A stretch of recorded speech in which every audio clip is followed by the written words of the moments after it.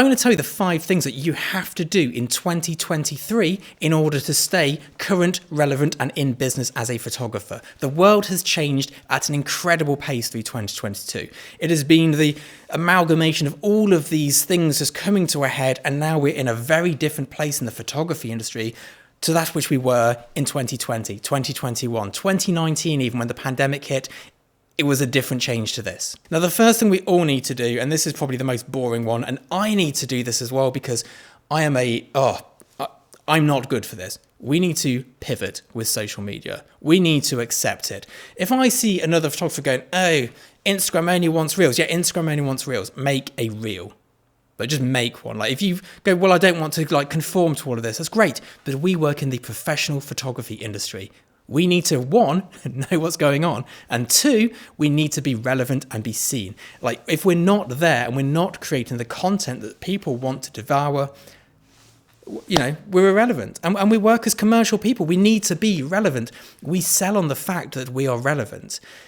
So you've got to pivot. We've all got to pivot. I've got to pivot. I will be making reels in 2023. Mark my words. Now, the most important one here, and this is especially important for the smaller photography businesses, you've got to cut your overheads. The cost of living crisis in the UK is here, and this is here to stay. We're not going to see cheaper bills anytime soon. Everything is going up.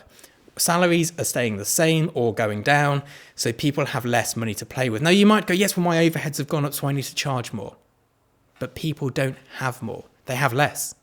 You need to charge the same, and you need to reduce your overheads. You've got to cut your cost of doing business. If you don't, you're going to be very quickly a busy photographer with no money. And there's a lot of those around, very busy, not actually making profit. You cannot increase your sales figures, all things remaining the same, but you can decrease your overheads. Whatever it is, take those little bits out of there. Go through your bank statement. Have you got WeTransfer and Dropbox? Maybe you could just use one, cut one out. Have you just bought some new cameras and they're on finance? Maybe you should put those back and buy some secondhand ones for cash. Just reduce your overheads. Now, the next one is less advice and more of a warning. The lower end of the market is going to suffer. It is going to suffer badly. And here's why. First of all, people who are buying cheaper photographers have less money to start with. And secondly, those people, there's going to be more of them. So let's first of all look at the pricing. The people with less money buying cheaper photography are the worst hit during the energy crisis, the cost of living crisis, and the lack of salary increases.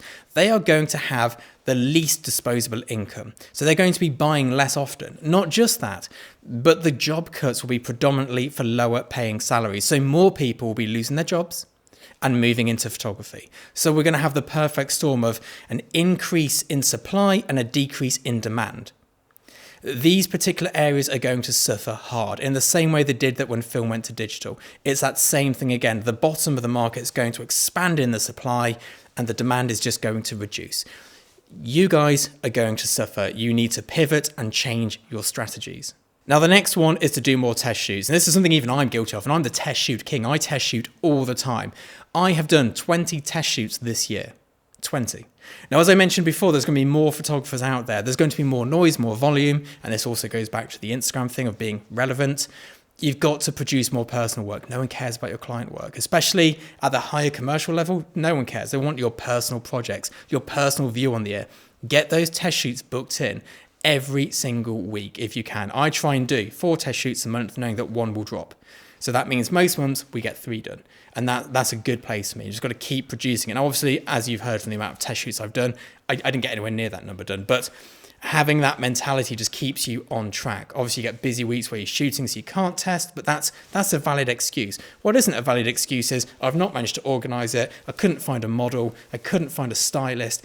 They're not good excuses. They're things that you need to sort out. Now, the last one is one of the most important bits of advice, and that is to eat the frog. And I cannot remember where that saying comes from, but you've got to eat the frog. The frog being the disgusting thing you don't want to do. You've got to do it. If that means picking up the phone and phoning every photo agent in New York to see if they'll sign you, do it. If it means picking up the phone, which is what I'm going to be doing this year, and phoning up the directors and creative directors and going, hey, fancy a beer, let's go out. That's my idea of hell, but let's do it. We've all got to eat the frog and do the thing which gives us the fear, because that will be the biggest the biggest return on investment in your time. The one thing that you're putting off, I guarantee you, is the thing which will make the difference. And I know this because when I was trying to get my current agent, who's Lisa Pritchard, all I had to do was phone her. And I put it off for ages and ages and ages because I was scared she'd say no, picked up the phone, phoned her, and there we are. Good times. I hope you have a great 2023. I'll see you all soon. Bye-bye.